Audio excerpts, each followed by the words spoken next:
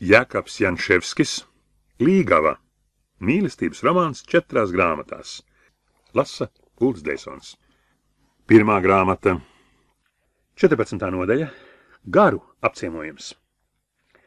Labdien, mācītāja kungs, sacīja bruģu barons, uzkāpis pa nodilušu nomaļu kāptuvēm uz vecām mazām lievenītēm un piedauzīs pie durvīm, ko mācītājs pats atvēra, un lielā mērā pārsteigts lūkojās dzimtkungam sejā, saņemdams dotos sveicienu zemu klanīdamies.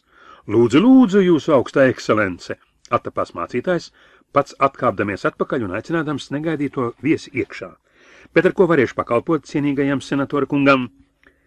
Nevrīnieties, mīļo mācītāji, ka tā negaidot ierados pie jums, teica bruģu kungs, iegājis priekšnamā un novilkdams mēteli, ko tūliņ saņēma mācītājs un ar lielu uzmanību piekabināja knaģī.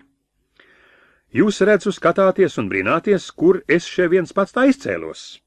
Kučieri ar zirgiem nu pat aizsūtīju citur steidzīgās gaitās un atnācu no lopu muižas kājām. Bet vai netraucēju, mācītāja kungs?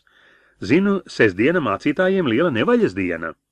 Nē, jūsu augstā ekscelence, nebūt mani netraucējat.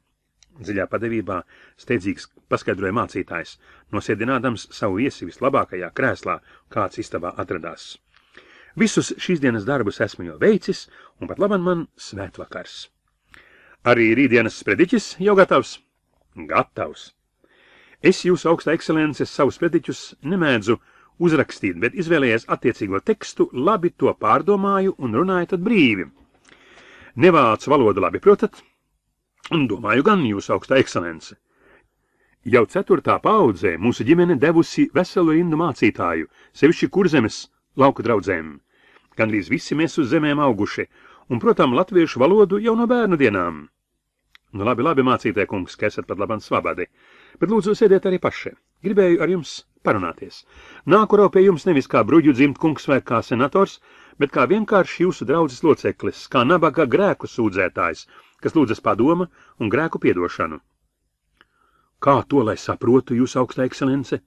Klusā balsī vaicāja mācītājs, nosēsdamies krēslā, viegli atspiesdamies ar elkoņiem uz galda, saļodzīdams abeju roku pirkstus vienus otros kā uz dievlūkšanu un raudzīdamies baronam acīs.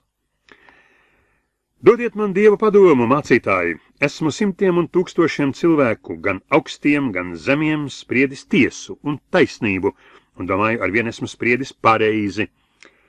Bet nu man jāspriež tiesa pašam par sevi, un te nu man pietrūkst padoma. Nemāku pats savai dvēselei spriest tiesu.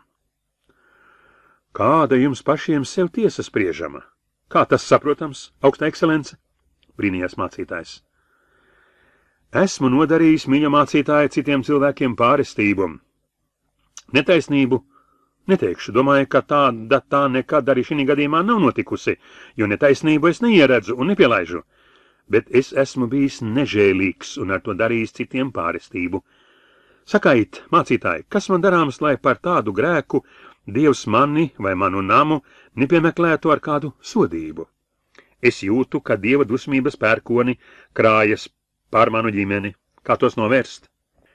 Vai var vēl labot to pārestību, ko jūs ar savu bargo taisnību, senator kungs, nodarījuši? Var gan? Nu tad tas jādara.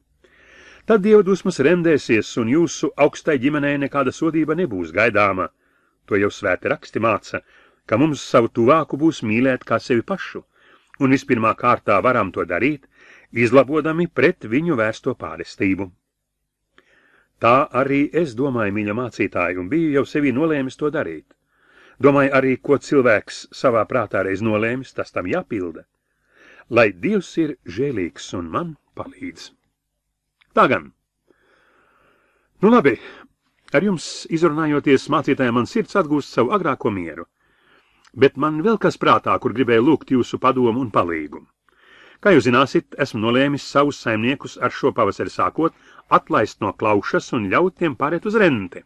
Ziniet, es, kas esmu dažus semestrus sēdējis kantam pie kājām, klausījies viņa mācības, nevaru citādi kā uzskatīt arī zemniekus par mūsu līdzcilvēkiem. Un kad jau reiz dzimtbūšana pie mums atcelta, tad atceļams arī klaušas, jo tās ir patiesībā dzimtbūšanas un verdzības laiku atliekas. Mēs abi ar Rūjenes Felkerzamu esam norunājuši turēties pie liberālā virziena un agrāk vai vēlāk pārvērst savus saimniekus no klaušiniekiem par rentniekiem. Mēs gribam būt šīs lielās agrārās reformas ievadītāji, viens kura zemē, otrs vidzemē, bet redziet, kā tas ķezas. Paši zemnieki savā nesaprašanā stājas mūsu reformai pretī. Tā tas ir vismaz manā novadā.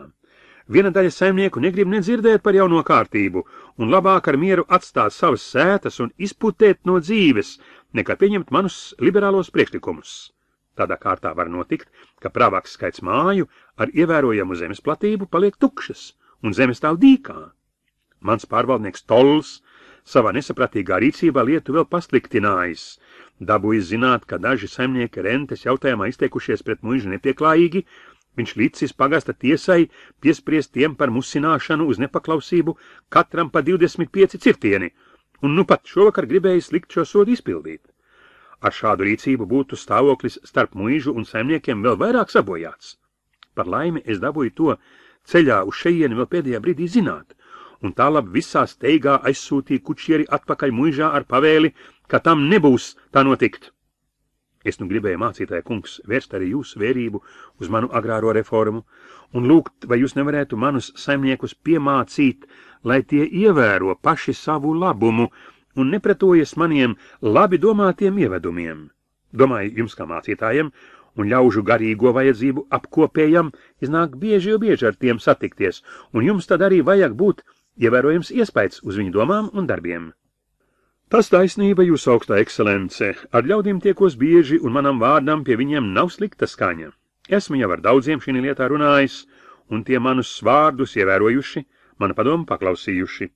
Neusticīgie, nepaklausīgie, kam pašiem savas iedomas, ir pa lielākai daļai šādi tādi malēnieši, attālāk dzīvojošie, ar kuriem man reti, kad iznāk satikšanās, vai arī tie ir citi kādi mazvērtīgāki, tumšāki indivīdi.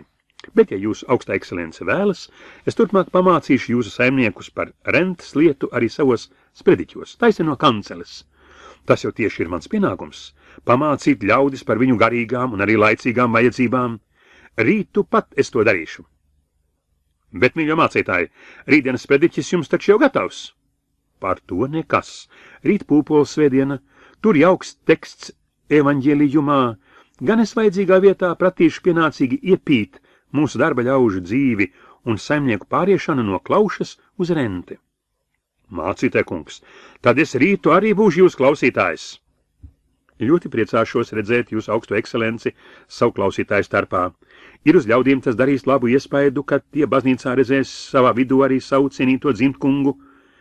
Bet, kad jūs augstā ekscelence bijuši tik laipni mani apmeklēt un tā žēlīgi sarunāties, man būtu arī kāds lūgums vai sūdzība, nezinu, kā labāk to nosaukt, pie jūsu augstās ekscelences. Lūdzu, mācītāj kungs, sakait, kas jums uz sirds. Man būtu kas sakāms par pārvaldnieka kungu. Lūgtu. Nezinu, vai jūsu augstajai ekscelencei jau zināms, ka viņš muižā ierīkojas meitu namu. Jā, kā man daži baznīcas vīri sūdzējuši pilnīgu prieka māju, atklātu bordeli. Esot 3 vai 2 jaunas sievietes, nezinu no pilsētas vai kur no citurienes atvestas, un pārvaldnieks pasacīs muižas puišiem, ka tie varot pie tām iet.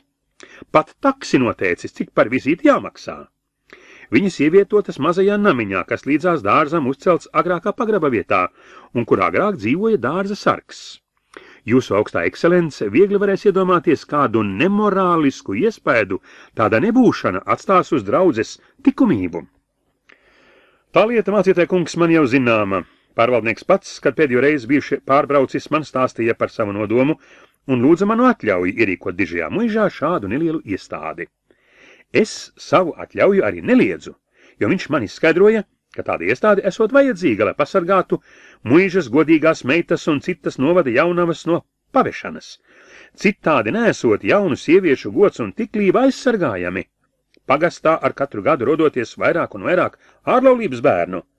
Jā, mīļo mācītāji, tā ir visai sarežģīta lieta. Ārsti, likuma devēji un tautas labklājības gādnieki visās zemēs nav vēl skaidrībā par sāpīgo jautājumu, kā vislabāk aizsargāt tautas likumību un veselību. Ar prostitūcijas palīdzību vai bez tās? Es savos ieskatos arī vēl neesmu izšķīries, nec par, nec pret šo lietu. un kad pārvaldnieks man aizrādīja, ka ārlaulībā dzimušo skaits ar katru gadu draudzē pieaug, tad pagaidām devu tam prasīto atļauju. Pārvaldnieks jūsu augstajai ekscelencei uzdrīkstējies stāstīt tīru nepatiesību. Dzimstības ārlaulībā mūsu draudzē ne tikai nepieaug, bet gan mazinās. Bez tam ārlaulības bērnu skaits, kā tas no baznīcas grāmatām redzams, mūsu draudzē nekad nav bijis lielāks par kaimiņu draudzēm. Vispār šejienes ļaudīs ar likumību nestāv līdz šim slikti, bet kad nu šeit ierīko taisni atklātu namu, tad gan šaubos, vai uz priekšu likumība pie mums noturēsies līdz šajā līmenī. Lūdzu, ievērojiet tik jūsu augstā ekscelence, kur tas mūsu dzimtenē būtu dzirdēts, ka uz laukiem tiek ierīkota tāda atklāta iestāde. Domāju, tas būs gan laikam pirmais tāds gadījums. Un kam tā vajadzīga? Muižas, kā arī sētu puiši, kā baznīcas vīri man stāstījuši, savu acu tur nerādot. Redzams, godīgie lauku cilvēki jūt kaunu, un tāda zaņķa novēršas ar patiesu riebumu. Nē. Ļaužu vajadzībām tāda iestāde gluži lieka. Kā tie gadu desmitus un gadu simteņus dzīvojuši, savu īpatneju, dažā ziņā varbūt stipri savādu, bet dabisku un godīgu dzīvi, iztikdami bez šāda dzīves modernizējuma, tā tie iztiks arī turpmāk. Šāda iestāde bez viņas dibinātāja paša laikam šeit neinteresē nevienu citu, tikai nejaukas valodas, kas jaunos ļaudīs var modināt neveselīgas domas un novest tos pie apgrēcības. Tas ar šādas iestādes atklāšanu būs šeit panākts. Vairāk nekas. Saruna mācītāja un dzimtkunga starpā par šo jautājumu beidzās ar to, ka pēdējais solījās pārunājumo lietu pamatīgi pārdomāt, izklausīt arī vēl dažu mācītu vīru domas šai lietā un tad taisīt savu lēmumu. Kā jūs mācītāji šie lauku vientulībā pavadāt savu brīvo laiku? Redzu, uz galda ir vaļā atvāsta grāmata. Vai drīkst paskatīties, ko jūs lasāt, kas jūs interesē? Vaicāja senators, pieceldamies un iedams rakstām galdam tuvāk. Homērs! Es saku, laimīgi tie cilvēki, kas Homēru pazīst un saprot, tie dzīvo gaišu un laimīgu dzīvi. Arī es jau kopš skolas gadiem staigāju zem Homēra mūžam dzidrajām debesīm, un man dzīve vienmēr bijusi mīļa un neapsīkstoša. Un kas tad jums te vēl ir? Šekspīrs! Jā, šie divi, kādi cilvēku pazinēji, kādi dziļi psihologi un kādi abi smalki novērotāji, un dažādāko cilvēku dabas nepārspējami attēlotāji. Un te? Kants, jā, Kritik der Rennen, Vernunft, mācītāji. Kad jūs tādi gari apciemo kaut arī tikai viens vai otrs par reizi nedēļā, tad jūs nekad nevarat justies vientulis. Tādu sabiedrību es stādu augstāk par visām citām. Bet jūs augstā ekscelence, man pie šīs augstās sabiedrības nāk vēl viens gariņš klāt, gan citādi it kā mazs un niecīgs, bet tomēr nes sevī veselu paradīzi, man, kā savam vīram. Jūsu pati vēlētos to redzēt. Neesmu redzējis kopš tās reizes, kad bijāt ieradušies uz pirmo priekšā stādīšanos. Mācītājs pavērs durvis uz iekšējām telpām, saucā Lizelote, kur tu esi, ienāc, tuliņ. Pēc brīža iesteidzās, acīm redzam, nākdama no pavarda, pazemā patukla jauna kundzīte, sārtiem apaļiem, vaigiem, gaišmate un zilām priecīgām acīm. Āre, Lizelote, viņa augstā ekscelence senatora kungs, sacīja mācītājs sievai, bet senators smaidīdams gāja ienācējai pretī, sniegdams roku un uzvēcādams. Nu, kā jums klājas, mācītāja kundze? Ko jūs darāt? Jaunā kundze, viegli palaucīdamās, atbildēja vispār seju notvīgdama. Klājies man jūsu augstā ekscelence arvien labi. Pat labam nomazgāju bērnus un tagad taisu vakariņas. Īsta vācu sieva, smaidīdams un priecīgi glaimodams izsaucās senators. Tādām vācu sievam jābūt tie 4 k, lai ir un paliek viņa patiesais darba lauks. Kinder, Küche, Kirche, Kleider. Tad vācu tauta būs allaž vesela garā un miesā, un tai klāsies labi. Tik tālu jūs augsta ekscelences nedomāju, un par tiem 4 k arī nekā nebija dzirdējusi. Es tik daru tā, kā to redzēju savu māti un vecākās māsas darām, un dzīvojam ļoti teicami. Kur laba māte, tur labas meitas. Cik jums bērnu, skaistā kundze? 3. Vairāk jau nevar būt. Nav vēl 4 gadi, kamēr esam precējušies, kundze pasmiedamās atteica. Bet, ja 4. būs dēls, tad es izlūgtos sev krustēva godu, runāja senators atvadīdamies, būdams lielā mērā apmierināts un labvēlīgs. Viņš aizgāja lopu muižā, lai dabūtu pajūgu, kas to aizved mājās, bet atrada tur veco drizenu, viņa vientulīgajā dzīvē tik nokalējušos sabiedrības, ka tas savu viesi par ko vairs nelaida projām, bet tūliņ aicināja pie kāršu galda spēlēt ar viņu preferenci. Un vecais senators, kas ar savu labo darbu, ko šodien bija izdarījis izglābdams saimnieks no pēriena, jutās tik pietiekoši izlīdzinājies ar Dievu, ka bažas un bailes mīļās meitiņas dēļ to vairs arī sevišķi nemocīja.